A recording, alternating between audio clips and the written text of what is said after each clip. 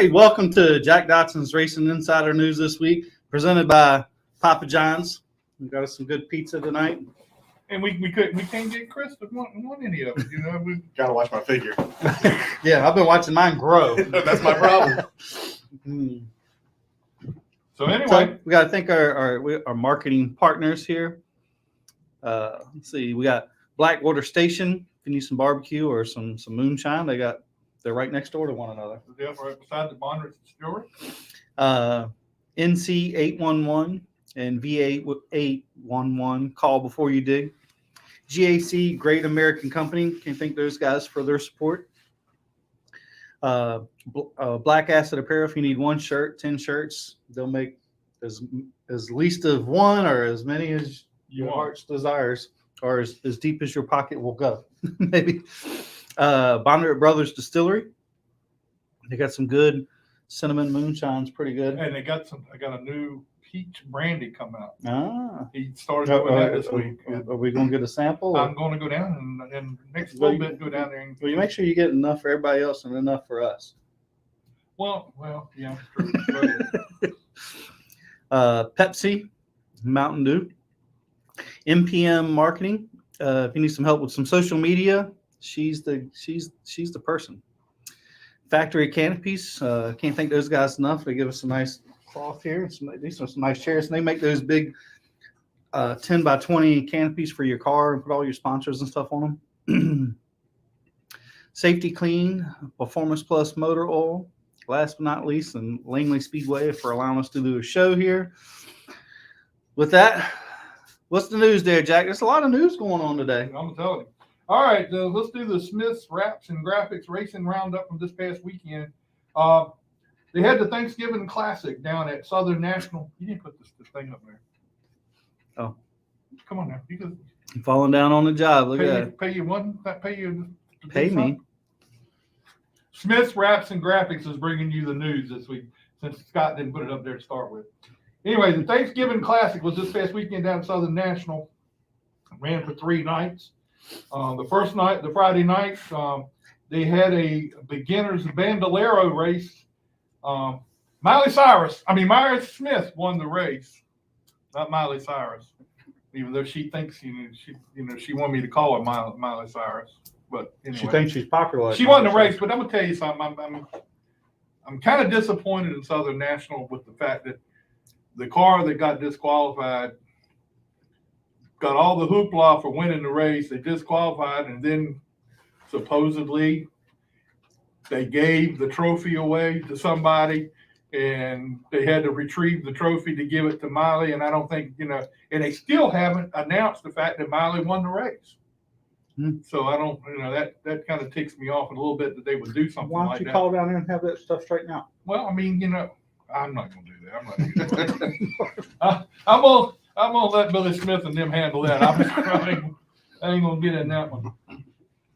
In the Dash for Cash race, the limited late model Dash for Cash, Brad McCaskill was the first one across the line, and he was DQ'd. For what? I don't know. Oh. And I don't know who won the race. Because I understand this person was disqualified and another person this and something else happened. And so I'm not really sure. But anyway, we'll let it go with that. In the Legends, Landon Lewis won. In the Charger division, Dylan Newsom won. And in the Big Bando race, Aiden Milet from here at Langley Speedway got the win. And that was a big deal. Pretty cool. On Saturday night at Southern National, they had the bando race. Everybody was running in the bando race, and Phoenix Kimball got the win. And of course, she was There's some prejudice here. Huh? I think there's some prejudice in this here. How you figure it's prejudice? Well, I'm not prejudiced for Phoenix. I think she's buying votes or something here. She's a sweet girl. Yeah, Sweet family. decked out head to toe. And Chris Humlet had to go get his name in this one. Andrew Fuller said Brandon Clements won the Friday night race in the limited late models. Anyway, What was the DQ for? Do we know? Anyway, Phoenix Kimball, I'm gonna say it again. Phoenix Kimball won the Bando race. That's a I shocker. know she had all her whole family from down here. I think they're from Vermont. They all came down. Her great grandmother got to see her race for the first time. Wendy Small got to see her for the first time. That's pretty cool. Hello, Miss Wendy. I know she's probably watching tonight. So anyway, that was pretty good. That Phoenix had her Jesse said family. carburetor. Oh, okay. All right. In the modifieds, Chris Johnson got the win. In the what is it? The Pro Late Model, Carolina Pro Late Model Series. Caden Quapple got the win. Super Stocks, Bobby Tumbleton got the win. Mini Stocks, Brandon Clements got the win. Bomber, Curtis Lanier. And then the Legends, Jaden Daniels got the win. Leland Honeyman was in the races down there too this weekend. He did pretty good on Friday night in the limited, the Dash for Cash race. He did pretty good there. I think he finished in the top 10, but he got wrecked in the limited race on the other day, on Sunday. On Sunday, the limited late models raced. Brad McCaskill got the win. Late models, some cat named Josh Berry. I don't know where he comes from, but I think he's won a race or two sometime this year. Understand all the big ones pretty much. Or a lot of them anyway. I understand he's going to go Xfinity racing next year with some cat named Dale Jr. Yeah. So that's a pretty big deal. Our Langley Speedway track champion Brendan Queen finished second, and Connor Hall finished fourth. That was pretty cool to have that happen. And also in that limited late model race, Jacqueline Drake finished seventh. First time she's been in a car in, I think she said, a year or so, and she gets that. That's pretty good. Mm-hmm. Also, want to send out get well wishes to Aiden Zedrich. He had a little step back this week. Really? Had some issues, and so want to everybody to say a little prayer for him. It's going to be a long, drawn out affair for him to get better. So, but he took a little step back this week, and we want to think of him as we go along. All right, down at Caraway, they had a limited late model race, and Gary Causey got the win. Now for the news coming out today, it seemed like everybody was jumping beans today. Yeah. Chase Purdy is going over to the Hattori Racing truck this year. He came from DGM and going over there, or GMS. He came from GMS. He was at GMS, not David Gilliland. He was at GMS, and had a pretty good year over there. Chandler Smith is going to be back in the KBM trucks.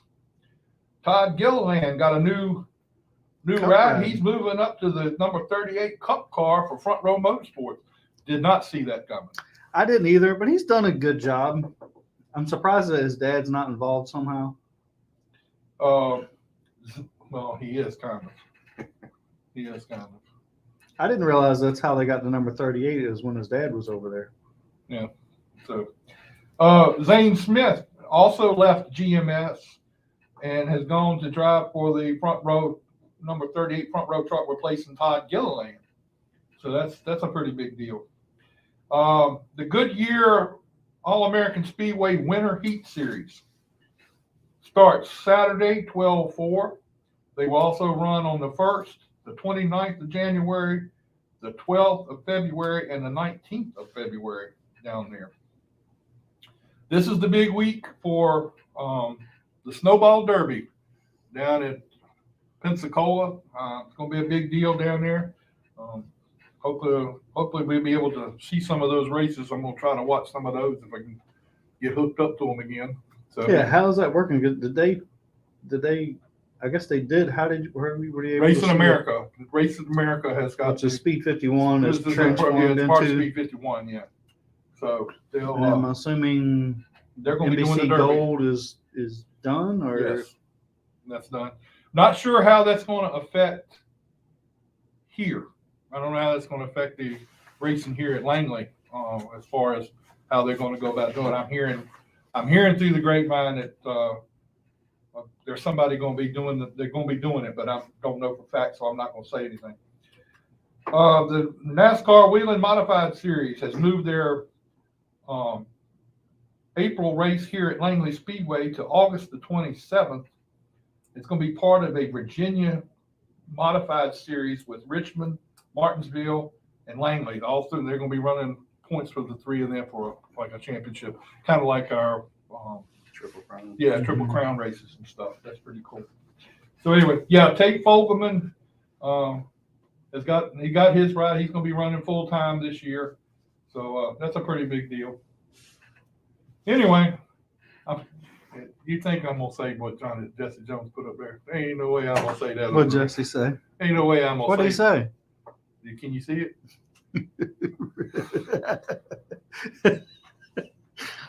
Not gonna say it. Not gonna do it. Anyway, Red Richard Racing might go. whatever you want to say. Anyway, Philip Searles wants me to tell you that the camera has 10 pounds. That's why I'm skipping the pizza. After that, it's right here in front of me. My seat got a little small. I don't need to get smaller before winter pass. And Cadel Searles says, "Woo! Look who's on the show." I guess that's what it's supposed to be. Anyway, all right, we got Chris Humlet, who runs the modifieds. Well, he runs a little bit of everything. I sat here and talked to him tonight before the show, and I didn't know he was into a whole lot of other stuff that he's into. But got modified, sprint cars, runs a little dirt car down at. We got a little bit of everything. Trying our hand at venturing out just a little bit out of the modifieds as well. Have fun. That's what we're trying to get back to. So, how did your season go this past year in 2021? How did It was good. We won the championship, Dominion again. I think we ended up with 5 wins. One should have 6, but tomato. Kayla Searles beat you? She did. She did. I was a little busted up. Had got caught in an incident, but she ran really good. That car was hauling that night. It's been really good. Our 3-car team, Tony, Cully, Bill.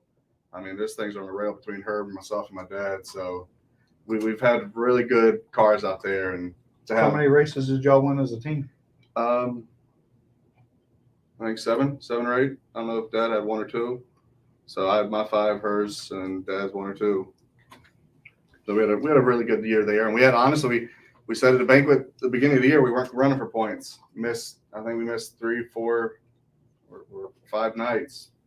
Just didn't show up, didn't go. We weren't running for points. And then our little team there, Jimmy Bush Racing, persuaded Jimmy to, let's come back and run for points. So we decided, why not? We got nothing else to do with running the sprint car and that. Let's run for points, and decided we'd chase it. The modified series up there at Dominion. I mean, there's a lot of good guys in there, and Kayla. And what's the other girl's name? I can't think of her name. Yeah, Lauren Edgerton. I mean, it's such a good series up there. It is. It's a lot of fun racing everybody there. It's really fast. You're on edge every lap, and for 2016, it's been a lot of fun to run with everybody out there, and with Kayla, my dad, Rudy, all the guys. It's been a lot of fun over the past couple of years. So this is a question I've heard Scott mention it a couple of times, and and when I thought about it, it's true.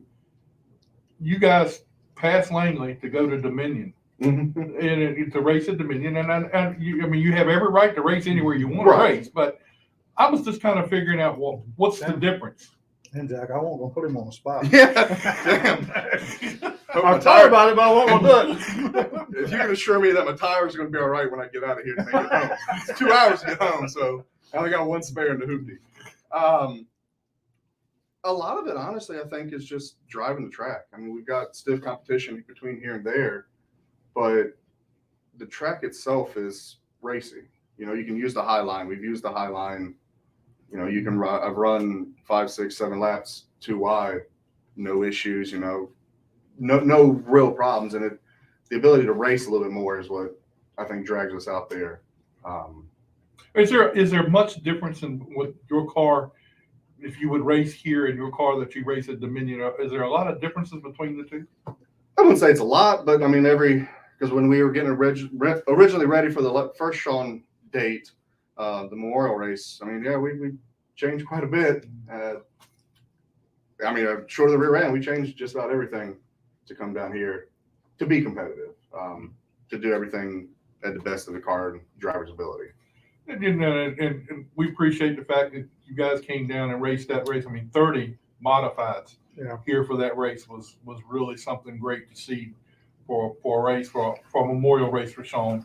And I'm sure you've raced against Sean plenty of times. Yes, sir. Yes, sir. And so that had to be good for you. Yeah, last year was we had really good success last year up until the last break when got my left rear cut down.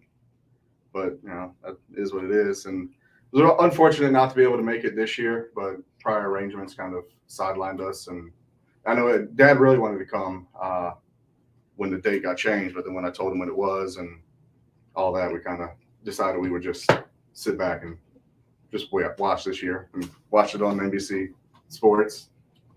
Yeah, I mean, you know, of course, it's been great to have you here part of this because it was a sight to see the 30 cars here. And, you know, I know Terry and everybody here was so appreciative of the fact that they got the support from everybody to come in to be here. So, and I was just kind of wondering, you know, there's been a lot of talk about this is different at Dominion, this is different here at Langley.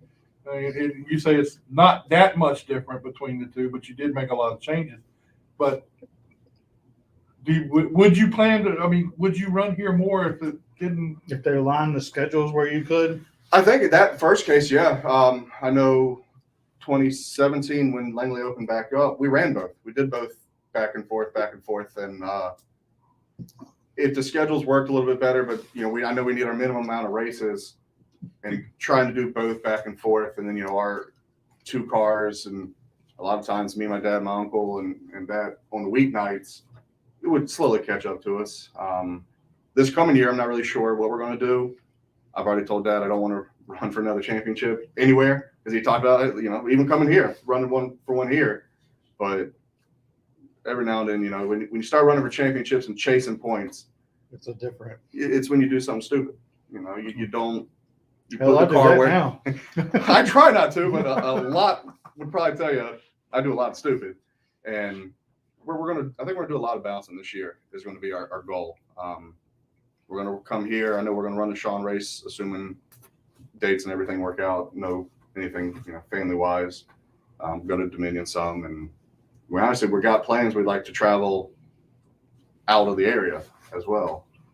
I know right now half the reason we didn't go to Thanksgiving Classic last weekend is I've got the cars already parade rests, getting ready for New Smyrna Speed Week. Got everything booked and ready to go, so we're going to go down there, and we're going to give it our best. I don't know quite that I've got the same gun as everybody else does down there, but that's got to be cool to be able to go down there and run down there because Y'all just taking one car? Or? No, we're taking both. Okay. I think it'd be cool to do it with Dad. Both of us go down there because, you know, years ago we talked about running Bristol when they did modifieds there, and kind of got talked out of it. And we were supposed to do Speed Week last year, and then COVID stuff. So I got the house set up. I got everybody's dates out of work. So right now it's a go. We're going. That'd be great. When is that? We run 11th to the 19th. Okay. So we set That'd sail. be cool. Have you been down there before? Me and Ryan Pritt went down and watched two races. We watched the Friday and Saturday shows that are right at the end of the show last year before Daytona. Mm. Who'd you say? Ryan Pritt. Ryan Pritt. You hang out with him? I do. That's part of the Jimmy Bush Racing. We got a bunch of us. You and Ryan Pritt. What about John? You don't hang around with him? See, we do. Yeah, it's Wow. I was really thinking you was a cool dude, but now you're hanging out. You're out there. I got my tires getting cut right now. All right, now you've gone over to doing some sprint car racing. Tell us how you got started in that, and What was the first laps? I had no clue. So we got into it because we weren't running for a championship in the modified. It was let's branch out. So we actually the way home You from got too much ADD. the way home from Dominion's banquet, I got a lead to a car, drove out to the guy's house, looked at it, and went back the next weekend and came home with a sprint car. And we went to Natural Bridge for the first time. And I mean, coming from the modified, that's all I knew other than my super street. And so I went out there, drove the sprint car more or less like I would the modified. Thought I was setting the world on fire. Talked to a couple guys, like, "Oh yeah, you're doing it totally wrong." Wow, that's so. Thanks. Yeah. So we had the heat race, and I was eventually able to, gain speed and start making some passes and bounds and learning it, I think everybody I talked to when we told them we're going to natural bridge was stay low in 3. And first 3/4 of a lap, I launched the car out the racetrack, and it's like, God, I can't even make one lap in a race. I'm going to tear this thing up. Luckily, landed on all 4, and I think we finished 7th that night with a broken front trail on our track bar. But it's been a learning experience. It is nothing like driving modified. It's Setups are just way crazy. that's what I was telling him earlier. That's where Dad's kind of, if I come in and I'm complaining, he has no clue what to do. So we're kind of a little bit defeated in that respect because we run well with the modifieds, and then a sprint car, sometimes you just feel like we're in the way. But I think we had 6 starts in it this year, so should be able to learn some. How many of them were on dirt? How many of those races were on dirt? I think all but the one here, ain't I ran twice here, so we ran Okay, 4 yeah. on dirt. Wow. And we ran Hagerstown. We decided to go to Hagerstown, and that was a big track, and it was a lot of fun. We were running well till started pushing heat and had to pull in. Yeah, Hagerstown's a nice racetrack too. I like that place. I've been by Natural Bridge, but like I say, there's a lot of tracks I go by and I never get to see. I never see. But that would be cool. It was, and that's part of why when I first got around modifieds, Dad was running the Rolling Thunder, was we like going places. We like branching out, new tracks and new people.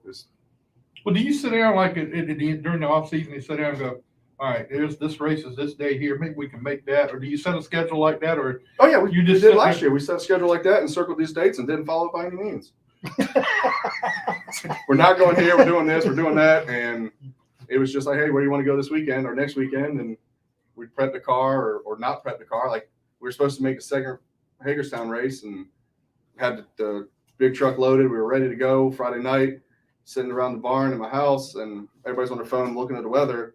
It's like, it really looks like it's going to rain. It's like 70%. Do we want to ride 5 hours? No. So we pulled out the super street, and I think we made it to Dixieland in like 20 minutes from my house. Made it in time to start lasting the feature. Made sure it started, put the race tires on it, and at the end of the race, the exhaust, man, it was all kinds of a cluster. The exhaust pipe was spun around backwards. It was a night. But that's when we have fun. It's that, flying by the wind and doing what you can. So how many racetracks have you raced? I mean, you said you went to Natural Bridge, you went to Hagerstown, Dixieland. Where else have you gone? I mean, in other cars. I mean, you don't necessarily, We have ran East Carolina Natural, Southern National. We went to Ona twice. that's what I was thinking. Oh, no. We went there, I guess, 4 years ago now. And So they're trying to be like your hero, Brian. Brian Maxey, Yeah. trying to. My car don't run like his. But we're hoping to branch out more this year. We had plans at the beginning of this year. We were supposed to go down to Montgomery and run with the Modified Mayhem and Midwest Modifieds. They had a joint race, and we were supposed to run that, but just couldn't get out of work. Unfortunately, got to pay the bills in order to keep doing this. No, so I gotta ask, have you ever had to rough your dad up for a win? Not for the win, but I didn't rough him up. Let's use that word. I did pit him on a lap car and used it to my advantage. But when we strap in, I want to see both cars do well. I want to see all 3 of our cars do well, the Cully built cars. But at the end of the day, I'd much rather see that 20 in the front. And the last race there at Dominion, we're fighting for points, and I don't remember what happened. I was telling him there's just a big melee getting into 3, and Dad came down the track and pushed me on the apron, and there's a hump getting into 3. The car unloaded, hit the bottom of the apron, and launched right into the quarter panel of him and spun us both. So there we are facing each other. I couldn't tell if he was going to be pissed or. So Was he mad when you? No, he wasn't mad as he was the pit with the lap car for the win. That was an experience, but I've never got into Has he him. roughed you up?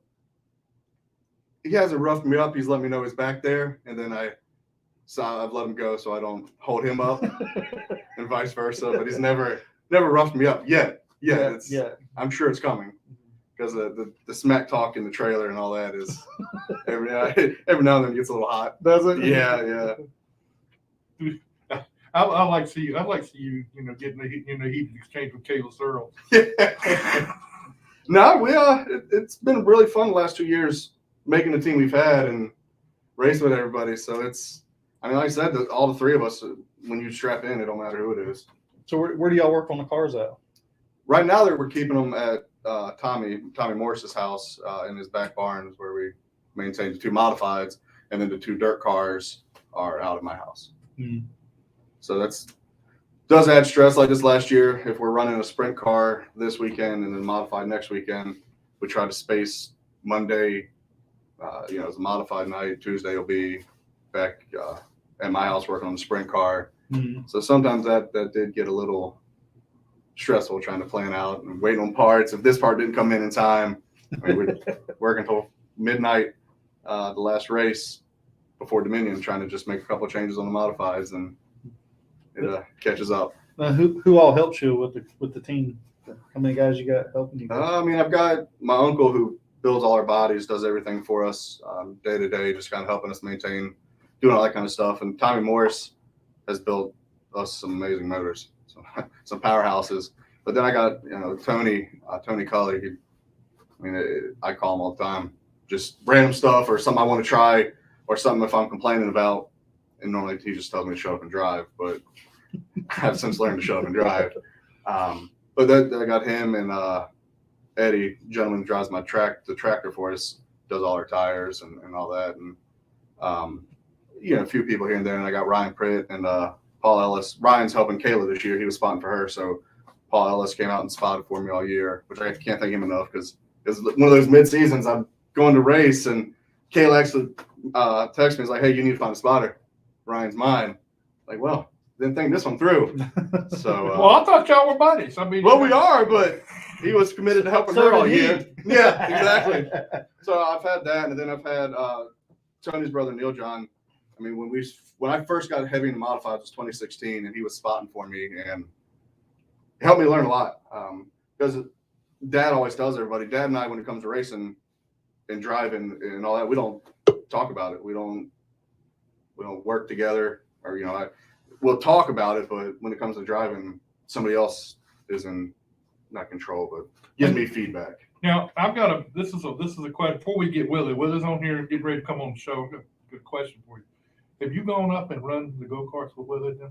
I haven't. I was supposed to last year, and I don't remember what happened. I just never made it because I had 2 before I sold them. You need to go up there. I'm gonna try to. I'm gonna try to find a way to get there one time to go up there and watch What's the name of the go-kart place? I can't think of White Oak Speedway. But I'm gonna gonna say make Whitetail because Whitetail. That's a news camp in the top. Yeah, that's close. I don't know why that sticks in my head. Yeah, I don't know why. Now I done lost my train of thought. What I was gonna say. Oh, anyway, you go up there and do well in the go-karts. It could lead to you getting an ARCA start. It could. And Davey Callahan, look at what That's right. Callahan's all right as a race car driver, but he ain't the greatest thing in the world. And you go and he gets an ARCA ride because if he's not the greatest with his success, then that I don't know what kind. Well, I have to say that because I have to irritate him. That's right. I love to irritate Davey Callahan. But anyway, all right, let's get Big Willie Mullins on here, presented by Virginia 811. And I know he's got something to say. What's up, Willie? Not too much, guys. How are y'all doing tonight? All right, Good, we're man. good. We got somebody here been talking smack about you. No, he wasn't talking smack. He was interjecting in how our go-kart action goes. That's right. So have you been out there racing go-karts yet? We only actually raced, I think, 3 times this year. We were just so busy at work, we really didn't have time to mess with them. But yeah, we did. We had some fun. Davey was out there turning laps with me, and a couple other guys were out there, but we were having fun. Oh, okay. So did Davey beat you again? Of course, yeah. Davey's a talented little driver. He does have 2 wins against Peyton Sellers this year, so. Well, hey, I'm gonna tell you, That's something to brag about. I don't care who you are. well, I guess now you're gonna set him up for a start in the Daytona 500 now, right? No, he's out. We're looking for the next new talent. Oh, hey, I got one sitting beside me here. Yeah, those Humlets got some speedy purple cars. They're always pretty good at Dominion Raceway. Yeah, tell you about it. Hey, look, I know you got some stuff coming up. We're getting ready for an ARCA test. Tell us a little bit about what all you got going on with that. Yeah, we're getting ready for the January test like we do every year. We're putting 2 cars together like we do, and we're trying to find some drivers to go down there with us. We usually take my primary car, and then we have a backup car. We usually run a lot of kids through that are trying to, get into the ARCA field and try. Right now, I think we have Logan Clark's going to come down with us. I think Davey's going to tag along too to kind of help, and always Robert Bruce will be there with us. Oh, okay. Well, yeah, I guess I wouldn't put Davey back in it. Well, we gave him a ride at Southern National, and he finished 9th. Not too bad, but the crew chief kind of messed up a couple calls, but we'll learn from there and move on. So who was the crew chief? Unfortunately, that was Robert that night. Oh, okay. So I thought I was wondering if we were looking at it. Yeah, that's what I was doing. Well, it was kind of a joint effort, and I think we both made the wrong call. Well, now more Robert. I think you need to get Kayla to go down there with you too, and give her a shot at it too. Well, she's always welcome to. We always enjoy putting new people in the cars. Now I got a list of some people you don't want to put in the car, and one of them is sitting down on the end for me right now. You don't ever want to put him in anything. I don't know. It all depends how deep his pockets are. He gets a new car when he's That's done. what it all boils down to anymore, ain't it, Willie? So what all do you all do at the test as far as, I know you go out and test everything as far as the car is concerned and get some laps. Do you do a lot of drafting and everything there? Or usually, so your first day, what you're trying to do, after you put the car together, we try to shake it down the first half, like on Friday morning. And then Friday afternoon, we'll start doing single car run stuff. So what we're going to start doing there is we start moving, aero stuff around on the body. You'll move little pieces of metal we make underneath, shields or guards or whatever you want to call them. We'll start moving that stuff around all day Friday afternoon. We're trying to make a little bit on the clock. It isn't as important like it was back in the day since we do group qualifying now. And then Saturday's your day of you're definitely drafting. You want to put at least 2 or 3 cars together. They won't let you have any more than 5 together in a group. So we'll go out there and we'll work. Somebody will lead, and then that car will go high and go to the back, and then we'll start working around. And then, like what we'll do with some of the younger guys that have experience and want to get more experience, we'll start trying to show them how the air packs up in the air box. You'll show them how you pack the left rear tire full of air with the nose of the car that's trying to pass them. So you'll start working on that and trying to teach the kids how to use the air to pack up the car that you're trying to get by, and then separate going down the straightaway so you can get that run down the straightaway. Now, you say you like to put the younger guys in there and give them an opportunity, and you've got one coming so far. Have you had any anybody trying to get with you to go do this test? Yeah, absolutely. We usually have 4 or 5 every year that try to go down with us. A lot of times there's kids that are a little too young because you got to be over 17 to do it. Which we found out. Yep. So, we have to work through all that stuff, and, we got to make sure that they're a right fit for us. I don't really race for money. I go there to have a good time and make sure we're fast. So we've already spent all the money. I try to find the right kid that wants to go learn and wants to further themselves. So that's why we kind of pick and choose who we take down with us. Now, you say you don't spend all the money and everything. Now, Donna ain't gonna like that if you spend all the money and don't have no money for later on. Oh, she never likes me spending money. No, and she's not happy because I am kicking around trying to run the full East season next year. With ARCA East and the way it's going to work out, we're building a brand new short track car to do that. So she's very unhappy with me right now, but I can't take this money with me. Well, yeah, I can see she's not around you right now, so I figured she wasn't happy with you. No, but I hear her in the bedroom huffing and puffing in there. So, well, it's cool that you do that to help get some of these younger younger guys involved in racing, because I mean that's how they're going to learn. That's how they got to do things, and I appreciate you doing that for them. Yeah, and you know, you've seen in the past, there's a lot of kids that maybe not go on and move on into bigger series, but it helps them make their craft better at a short track. You know, they get experience on a big track and they feel things or they see things that are in a different perspective, what we're doing versus what they're doing. So it helps both ways. So that's why we always like to have a fresh set of eyes and see if we both can learn. You know, in this day and time, though, like you said earlier, money drives it as far as what these kids, I mean, a lot of these kids that come with all these loaded pockets and everything, I know that some of them are not really race car drivers, but they have the money to get what they want out of it. I mean, how do you deal with it? How do you deal with concerned? How do you deal with that? It's one of those, you know, that's why I don't race full time, because we don't have a lot of the kids help fund it. You know, we try to pick and choose kids with talent, or somebody like Davey that's been racing his whole life that doesn't have a lot of money to spend. He comes with what he had, and we made it work for Southern National, you know, and most of that was out of my pocket, so we could give him a shot to be in a good equipment to try to run up front. And he ran 5th most of the race. So, you know, it's one of those things I pick and choose, you know, it's what I try to do to give some of the kids a little bit of a shot at what we're doing. Well, you know, I asked a guy was on here from Gen X a couple of weeks ago. Yep. You know, they talk about getting parents, they talk to the parents and everything, get them involved.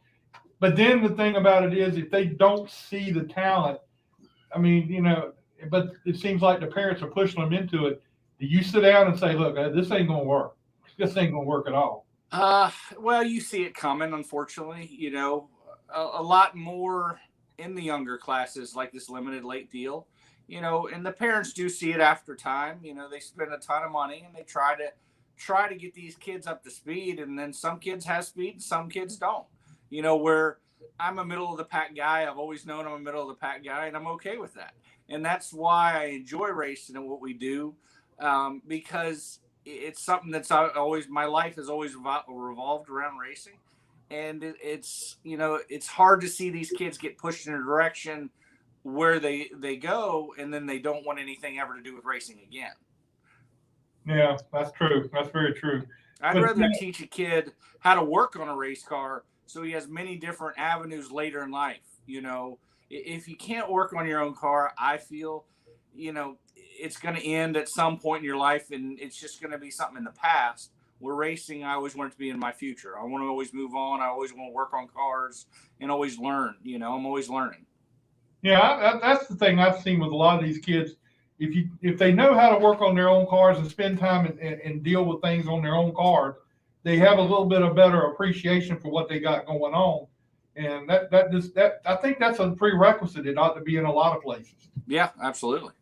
So, you know, you got Davey Callahan. You said, you know, you have to have him at least 17 years old. Well, he's over the 17-year-old mark, but he's still, I don't know if he's mentally past 17 yet. No, he is still a kid at heart, you know, and he's definitely fun to be around. That's why he's enjoyable to race go-karts with. He's very passionate. I'll be honest, running a racetrack promoter, I've learned last year, running this go-kart track, I've had Davey and all my friends pissed off at me because I just ran the track the way I wanted to, and they didn't like it. You know, they were fist fighting over not getting a trophy or something like that at a local go-kart track. I don't envy any racetrack owner, because you're not going to make everybody happy. No, we were down at Southern National all weekend this weekend, and I was watching Mike Diaz and Mason, and the stuff those poor guys have to put up with for 3 days with race car drivers is, you know, beyond me. Yeah, I mean, maybe if they change the rules, because the first rule of racing is always the other guy's fault. that's Yeah, right. yeah. Kayla says, Willie, you shouldn't have styled your hair that way. Oh, I don't care. I'm going bald anyway, so I'm just rocking it today. Well, everybody's on your case, Willie. I don't know what the deal is here. Hey, now, Willie, let's go back to Daytona. Do you have some teams that you have already sort of lined up with that you can draft with on those days that you're going to draft? Yeah, absolutely. We have our friends that we've been always working with. Derek Lancaster, I hear he might be getting back in the car at Daytona. So he'll be somebody we work with. And it all depends on your speed on the chart the first day. That's why you're working on speed, because the bigger teams like Venturini, Gilliland, stuff like that, they'll want to hook up with you, or they'll let you into their pack. Let me put it like Right. that. If you got a good pusher, they'll let you get in there and push from behind, So, and then a lot of times, believe it or not, you just got to go out on pit road and you'll sit for 2 hours in the car, wait for a group to form, and then you sneak yourself up in there. That was actually going to be my next question. Being a single car team, you just got to kind of push and shove. I was kind of going to be my next question. Is those drafting plans, is that made on pit road, or say, hey, we're going to go out there, or you just kind of work yourself into a pack and feel it out and see how it goes? It's where your spotter comes into importance. Is so important. You're sitting on pit road, and he's watching cars back out of the garage area, and then he watches a group of spotters get together. So then he's already watching them formulate a group up on the spotter stand. So then we start figuring out what cars those are and what drivers are in them. Because you got to be careful. There's different drivers and different cars in the numbers you're used to working with, but it's not the driver you're used to working with. So it's cards the whole time you're there testing, and for the race, it's what card you pull to get a good lap up on the board. So who spots for you? I have a guy named Kevin Belmont. He's been with me for about 10 or 15 years.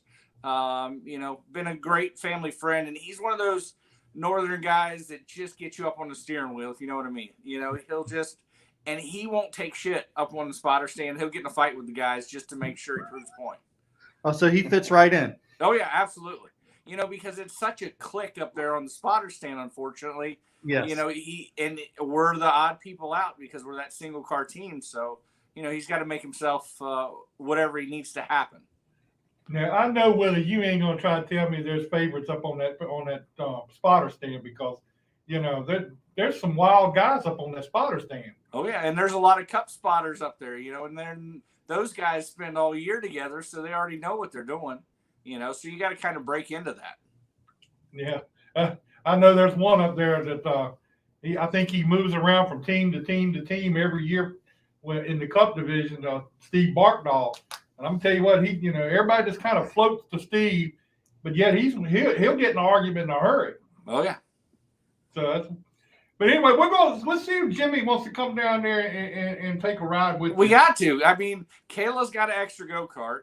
I mean, she'll run over him just as much as she runs over me. So. All right, you got to go up there and race. I'll go. I was supposed to do last this year. spring once it warms up again. Yeah, it's a little cold right now. Yeah. Unless what we do is we water the whole track, make it an ice race instead of the tires. That would be fun. That would be fun. Sounds a little sketchy. It does. That sounds like it'd be a lot of fun. That's right. Well, you need to chat with Donna, because we know who the boss is. So yeah, and she leaves me alone on what I want to do over there. Oh, okay. All right. Willie says it's long as better I to don't hurt ask for myself. forgiveness. Well, at least she's gonna let you go down and play at Daytona. So that's right. a good thing. Well, and we're gonna go run New Smyrna that same week that the Humlets are gonna be down there. I think we race Tuesday night. The Arca East season kicks off there, so we're looking forward to that, and then we go over to the big Speedway on Saturday. So, do you have the same sponsors and everything this year that you had last year, or you got some new ones, or? No, we still have the same CW Metals and Crowing Recycling, and then Bugsy's Auto Body and Repair. They're always a part of us. We're always looking, how it is. We're always looking for help here and there. So there's always a search for that. Well, yeah. I don't know if didn't the Corvette place was with you last year? CorvetteParts.net helped us last year. We're trying to get with them. They've changed a little bit of their marketing. They're always going to be with Mark Wirtz. Mark Wirtz is such a great race car driver that they help him out first. And then, we get whatever's left, and we're going to see if there's anything left for us. Well, greedy Mark. But you got to give it to Mark. He knows his social media stuff. And he does great with his social media. He's always on top of the Dunkin' Donuts. he's always putting all his sponsors out there on the forefront and making sure they're seen, especially on his cars. He's a great driver, and he's always in the public eye, so he does a great job. Well, your better half is very good at it too, so she keeps you out there. She does. She's a little tired from last weekend at Southern National, running around and trying to keep Diaz in check a little bit, so it's worn her out. So your crew chief is back with you again this year, or everything the same? We don't know. We haven't made any decisions yet on what we're going to do for crew chiefs at Daytona yet. I'm going to talk to Tony probably this week or next week and see if he wants to be part of it. It's one of those things we're always evolving, and we'll see if that changes or stays the same. You have the car here and you've been working on it here? Yeah. All the cars are up here in our shop. The short track car, like I said, we're building that new one, so that's down in Mooresville getting put together. Once we get it up here, we'll hang the body and finish that stuff up on it and get that car running. So it's going to be a busy winter getting 3 cars ready. Yeah. Now, is this going to be the same Speedway car you've run the last few years? No, it's going to be the one that was new to us last year, which was a brand new GMS car. We got knocked out on lap 1, basically. It knocked a hole in the radiator, and they only run about 300 degrees for about 20 laps. That's about all you can get out of them. All right, well, Willie, we appreciate it, and hope you have a good time. Now, if you need me, come down and help you out at Daytona and drive your car. Absolutely, and we're both about the same size. You can slide right on it. Yeah, we'll slide right on in there and give it a shot. See how it works. I mean, think about this. I think Taylor Gray had live going down the back straightaway. Jack Dodson could interview me inside the car going down the back straightaway. Hey, there you go. I mean, if you let Jack, you might set the record for the slowest lap of the day, but Tough room. That's right. I ain't gonna say nothing to him. At least I know what the pedals look like. Yep. All right, Willie, appreciate it, man. Thanks, guys. I appreciate y'all having me on. Hey, look, we'll get you back on after you go down and do the test to see how things went. Sounds good. All right, man. Talk to you then. Thanks, good luck, guys. Willie. Have you ever thought about wanting to move up to one of those classes and try some of that stuff? I mean, any driver's always, you've got those thoughts, that drive, that desire. I mean, that's the ultimate goal, is to be right. Your ultimate goal is a race Sunday. Everybody wants that highlight. Yeah, absolutely. Maybe that's my problem. I know it ain't in the cards. That's the difference. I know it's not in the cards. That's why I got that sprint car. Which that thing, it'll humble you down. But yeah, we always think about it. I mean, I'd love to drive one of the Wheeling modifieds. A couple years ago, I guess last year, I was supposed to get Burt Myers to run my backup car at Dominion for opening night at Dominion, but they got canceled because of COVID and all, and that kind of fell through and got rid of that car now. But I was trying to work my way into getting work it out like that. Unfortunately, it didn't come to fruition. But I know you probably like to go down and try the Bowman Gray race. And I don't know. There's a lot of being and banging. Maybe somebody else's equipment with not a crash clause on it. That'd be okay. Go down there. Yeah, well, that's true too. But you've got some It pretty should big. be WWE or Yeah. You got some big fellas go with you down there, don't you? Yeah. I might need them. Yeah, well, I'd take Tony, Neil John, a couple of big cats like that, and rough some stuff up. But yeah, they tear up some stuff down there every weekend. Kalis's house in tent doing. She's talking about that. The one I was telling you about, the brake issue. Oh, Yeah, hit the brake or hit the tent first. It's still working. I took it to Martinsville, and it survived another Martinsville weekend, so it did well. yeah, Martinsville weekends, they're tough, but they got to be nice and warm and everything up there. I was pretty warm this time around. Yeah, well, No snow, a little bit of rain. It was good. now, see, you can't do anything, and Mason Dunn don't have to put his name in it. You notice this? What'd he say? And he said, I just park it on pit road. Well, that 2 or 3 hour thing that Willie said you said on pit road, you're the man. You're in the car, it counts, right? Yeah. I don't want to have to go through that story anymore, but we're going to let that go for now. But anyway, so with the sprint car, you got lined up what you're going to be doing with that next year? Or you... No, right now, truthfully, the focus is just getting ready for Speed Week, getting that done. the sprint cars in my house torn apart. We want to go through it, get an idea of, if I put 2 turns here, what's it going to do? So when we, because we rushed last year to make the race. So we're going to, we're going to run it, but don't know yet. We're going to focus on Speed Week, see how we come back home. And then, we'll run the big race here. We'll probably come to opening night here. Just kind of go around. We'll probably do ONA this year if it all falls out right. That would be a cool. I mean, I would like to go up there again to ONA again. Mm-hmm. It was a lot of fun. We had pretty good success. First year we were there, over 40 cars. We qualified 19th, and we're running well. We had an incident biding our time. And then the second year we went, following year, qualified outside pole. Again, lap 15, the guy behind me just was going to pay. Apparently lap 16 paid for third, and I didn't know it.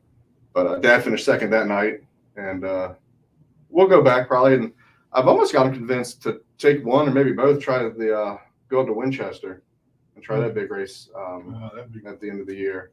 That would be wild. With the Midwest Modified. So we've got these ambitions. We want to go places. I think, like Willie said, though, that we got to get that funding. And right now we've got Bay Concrete's come back with me for Speed Week. So we're kind of still branching out, trying to get a little bit more because that's a pretty hefty tire bill for 6 nights. How many sets of tires do you go through, don't you? So far from the information I get, it's whatever you want to go through. And I'm sure with, restrictions and all because of the production, but when I was asking, trying to get an idea if it's like a 2-tire rule a night, couldn't really get no answer. No. So, I mean, I think we're going to have, yes, I want to go win and I want to do everything I can win, but I think we got to be smart. Yeah. I mean, if some nights are only 25 laps, I don't need 4 tires for 25 laps. Maybe I'll do 2 that night like we would here. And then move the 2 for practice or something like that. I think there is a 50 lapper. So yeah, I'll probably put 4 on for the 50 lapper. Is there a big change in setup from Dominion to here, or can you kind of bring the same? Because I've seen you guys get rained out up there and then just show up here. Yeah, 2 years ago we did that. We raced there, and then hauled butt right back down here. Who's the one that calls Chuck or Bill and was like, "Hey, if you hold the race"? Yeah, that was me. I was talking to Curtis. I called Curtis Friday night and said, "Hey, if I can get the race moved up early, can you hold the race till I get there?" And they let us race first. Then of course tech, we had to go through all that. And then, unfortunately for us, trying to load everything took us a little while. And Curtis was calling me, "Where you at? Where you at?" I'm like, well, I'm like 40 minutes out. So yeah, we dropped everything, pulled the truck in, dropped everything, put 4 tires on it, and shook it down. And it was. Did they give you all a couple laps before the race? Well, they made us take a couple laps. Oh, okay. Yeah. And it was take a couple laps, fall into the rear, and let's go. With no adjustments. So, but I mean, it was nice enough to hold the race. And I mean, we ran. I ended up with some issues, but Dad and Mike Rudy came with us, and we all fared pretty well. Fortunately for Mike, he had that big. I think was that was last year. But Mike and Dad ran well. But for my car, I got to make a couple changes to the rear. Springs and sway bar change, stuff like that. Mostly in gear, a lot of gear changing. Now you don't let Ryan Pritt and all them mess with your car too much. You just let them spot, right? You don't let them work on it. I gotta have everybody's help. So when we're out there, I let everybody respectfully work on it. Everybody might not. Do you keep an eye on him when he's working on it? Yeah. Okay. I don't let him get too far. Okay. I want to make sure. That'd be a lot to ask. I don't know, but these days, I don't know about you, but finding help for me is a lot to ask. Yeah. So I got. It's not like it was 20 years ago. It's easier to think about it is help you. With Ryan Pritt, you may not have all the help you think you got. I mean, maybe short a couple marbles, but hey, help is help. I got to take what I can get. Now, is your car and your dad's car, is the setup the same? Do y'all take the same setup? These 2 new cars that Tony built us over the last couple of years, these are the closest they've ever been. Ever since we've got going, Tony's been a blessing to us and helped us, I mean, tremendously. But since he's built these new cars, yeah, they're the closest they've ever been. But Dad's a old school 1-hand, 1-foot driver, so Tony's got his dialed up just a little bit different than mine. So, because he's just getting old. No, I don't think that. Come on now. No, I mean, he's still hanging with the best of them. He's just stuck in his old. I will say stuck in his old ways about that. But I remember a couple of years ago. He can't be stuck in them old setup ways because that stuff is No, out the window. That's the old school stuff. But that's where we're at on the super street. You know, that's where all his old knowledge of building those cars and do this little trick here and do that little trick there and is working. Yeah, you know. Well, this is not breaking the rules because it's stock, but it's just not stock for that chassis. You know, those kind of rules. Yeah. But it's, I mean, for me, it's a joy to race with my dad. You know, Oh, sure. Yeah. I mean, it's probably everybody's ultimate in this sport. Ultimate goal is, you know, to race against your dad or your son or you know, something like that. You know, so it is a very family oriented sport. So I can imagine that's got to be really cool to work on these things. I mean, these are times that you'll never forget. Correct. You can't. Well, and Dad's favorite story, I mean, he tells it all the time. And about anytime we meet somebody new and we're talking about what we do and racing together, was the last year we ran in South Boston. When I finally got my first win, was passing him. So, you know, my mom at the time was still spotting for Dad, calling the car passing. We don't ever call car numbers. We just car this, that, and the other, whatever position. And totally saw the car go by, you know, didn't know who it was. So then he always likes to say, when the checkered fell, it was, well, dang, he lost. But then I won. So at the same time, he's got that agony of defeat, but a victory of its own. And that winning my first race, beating him, and that's got to be one of the coolest. And no matter what everybody might say, it wasn't a give me. It was a. So let's back up then. So what was it like? When did you think you had a chance to beat him in that first win?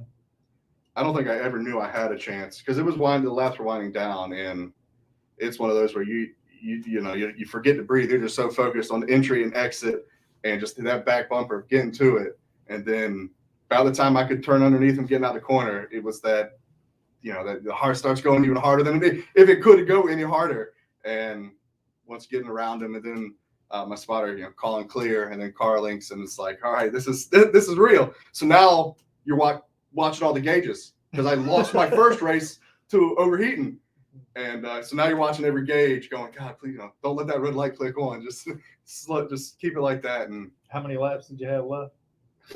Too many. Had it been like 100, it felt like 100.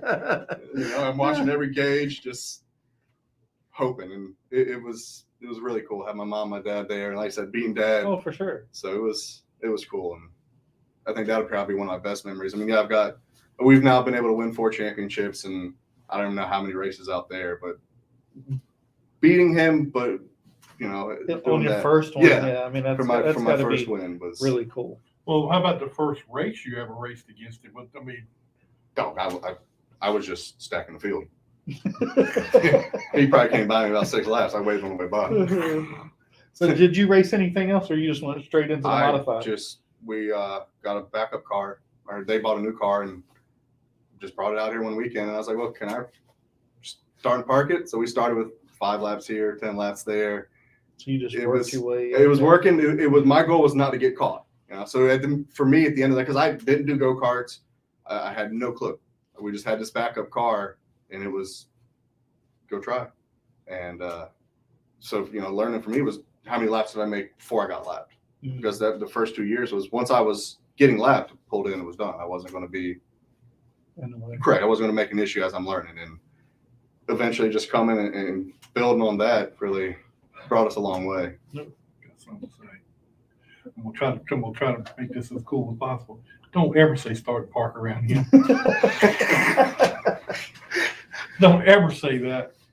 I mean, he even accused Joe Nemechek of We call, you know, we got paid to pull the car there, so you know we were racing. Just no. Jack started the whole before Start and Park was cool. He did it, and that's how we had Joe Nemechek on the show, and Joe started in mini stocks. That's where Jack raced, and he made the comment, Joe, you know, we both started in mini stock. And I said, Jack, I don't think he used to start and park no mini stock. And this was at the height of the time when the cup cars were starting to park and making money, and he was doing that. He got a little offended. Probably respectfully so. But that wasn't what I was going after. I was picking on Jack about starting and parking. Right. And see, I only did that one time. That's all it takes. Yeah, It that's counts. it. And you let it be known that you did it that one time. It comes back to haunt you from then on. Like I've already had 2 messages tonight about that. So You know, it got me to where I'm at, so I'll take the heat. It'll be all right. well, it You did got Jack where he's at. He's not driving. got me. No, stress is driving these days, though. Got me here with you. You're right. It screwed me over big time. Victory, defeat, right? That's how we weigh that. So where was your first win at? South Boston. South Boston? Mhm. That's pretty good credit. I ended up, that was 2016. I ended up with 3 wins there. And then I won the opening night at Dominion and then that first championship as well. I actually got the tire from Dominion hanging in the roof of the barn because that's when they came out that new tire, and I mean the casing's just destroyed. The right rear tire was just cooked. We went back out a couple weeks and did some testing while they were trying to figure out the tire, and yeah, so that's trophy in its own. That tire's still hanging from the rafters in the barn right now. And everybody comes over and asks, "Why the heck you got a tire hanging?" Like, well, there's a backstory behind it. So Now Lucky you tire. came to Southampton when the girl was trying to open up the place, and didn't y'all run some laps Mhm, there? we did, Yeah. and that racetrack was in better shape than Nona, but Wow. I was out there that day when they were running those Yeah. laps. it was. I think we were running on the 10-inch tires, but it wasn't as bad as you would have expected something to be sitting. I think it was 12 years it had been sitting up or something like roughly about that time frame. It'd been cool to see it. I would have loved to see it come back. I mean, it would really been cool. I don't think the girl, I'm gonna be honest, I don't think she had a good plan on what she was doing there, but She was just trying. I think she had a good plan, but she didn't have the right resources. You can have the plan all day long, but let's be honest, if you ain't got the money to do it, you can only go so far and hope and a prayer. yeah, and she did make the track look a lot better. I mean, The community support. I mean, when we were there, the sheds rebuilt, bleachers, all new boards. It was getting taken care of. But, one all new boards on. well, new boards. They were flipped over. Well, hey, it looked good. Less splinters. So I mean, I would have loved to, because that's like what, 5-10 minutes from my house right. to go to Southampton, Mhm. and I would have loved to see it come back, but I don't know. I don't know if it's ever will. I don't know if the card's ever on the table. I mean, it's right now. Short track racing is just so hard as a whole, and it's so hit or miss. Where I remember growing up, coming to the track with Dad, it was always a full field across the board, and now it's a crapshoot every week of what's going to be there. And now we got tire games. And you don't know what you're going to have tire wise. And Yeah, it was definitely a different time back when you first started coming and compared to what we have now. I mean, somehow we got to get, and that's a difficult thing to try to get newer kids and people in the sport and move these kids through our sport.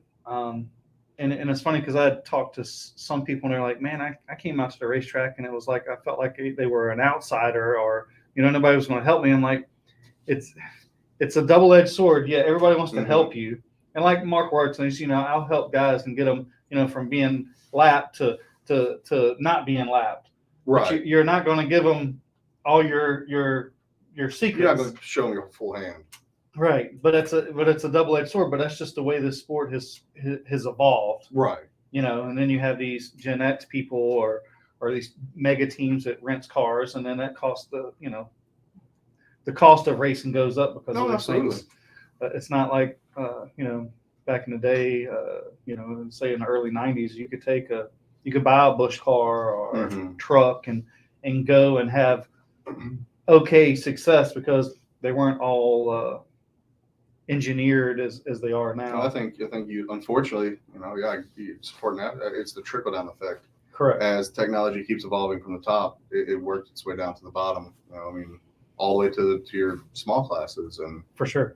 it's in some points it pushes cars out because you can't afford this or the motor side or tires and all that. And I mean, it is a hard sport to get into, and that's where it makes that outsider hard to come in. Looking at myself with a sprint car and what we dove our head first into, just naive as could be, and we ordered up the first set of tires, 4 tires. It was like $700. Come again? How much? I just wanted 4. I didn't need, I should 4 right now.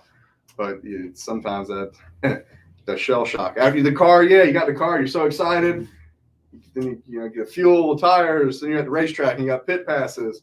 And then you pray like God you didn't bend something. So it's not hard to go through your allotment, whatever you have set aside. And I think that is for some a drawback to what we all do. Yeah, I'm curious to how this new car that the Cup Series is going to run next year, because it's going to be more of an IROC car. Is it evening the playing field? For sure. So somebody like an AJ Allmendinger can take the team he's with and can run well and can win a race with it essentially. Well, at Martinsville a couple years ago, I talked to a gentleman whose son was racing, and he was in, I guess a better way to put it, but filler car. It was not a starting park, but he wasn't the top tier team. And he was just talking about they were going, I think, to Texas, but it's kind of like they rent the motor from somebody. But and I hate to say it, but the way the top tier teams kind of pigeonhole these lower teams is, hey, here's a motor, but you can only put this amount of laps or this amount of miles on it. Mm-hmm. So if you got a 500-mile race, and they say you got 600, well, there are guys out there burning the fuel to midnight oil, but you can only test so much. So some of that you could see. And they're trying stuff in that one that you're running. Mm-hmm. So who knows what you've got or what Correct. that was already running. So some of that, I think this might open That's it up going to a be little bit. motors are going to be the next thing that's going to come along that they're going to get into. I mean, they got the truck series. Ain't the Xfinity cars on the motor program? No, not yet. You got a program that they have to go by as far as how many races you have to run. Right, you have to run it so many races. What, 4 races, 3 something races? like that. Yeah, and they but the trucks is a Ilmore. Yeah, they're all Ilmore motors, and you run the same one that the Arca series is running. You run so many miles on it, you have to give it back to them. It's a set price on everything, and I think they all have to be at a certain spec and that kind of thing. Where I mean, some of the prices that I've heard on these Cup series, and it's not that less expensive. In the Xfinity series, the motor programs it's a couple $100,000 a race. Yeah, and is that what's going to not be the demise, but that's what's going to kill that one car team that had one car, had the 3 cars and a couple motors. Is that going to push them out of the door in the coming years to where they can't? But that's what I mean. Just think about it. A couple $100,000 just to lease a motor. And if it blows up, you got to buy it. And you can't keep it. I mean, I know 10 or 15 years ago, it was $135,000 per race. So, I mean, not in my budget. Yeah, I mean, just think about that. I mean, that's an astronomical number before you even buy tires, hotel, a car, the whole 9. If you want to run up front. Right. I mean, if you want to run 20th and back, then sure there's several few other guys. They do. There is. I don't know what those numbers are, but if you want like an RCR motor or a Hendrick motor or whatever, it's $150 plus per race.